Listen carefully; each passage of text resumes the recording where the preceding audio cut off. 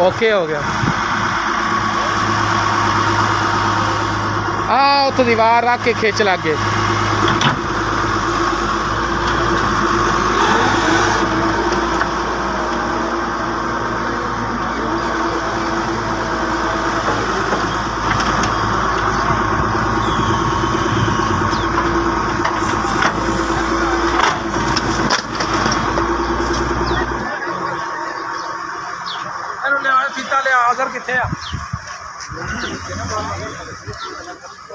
School के जो अतराफ की जगह है वहाँ पर लोगों ने कब्जा किया है, उसके खिलाफ भी आप एक्शन ले रहे हैं? जी, ये आबादी दे थी और ये इजाफी आबादी थी जो इनके जो मैप के मुताबिक इन लोगों की पोजेसन नहीं है, लेकिन ये अरसा दराज से तकरीबन 30 से 40 साल के करीब से ये लोग काबिज़ हैं।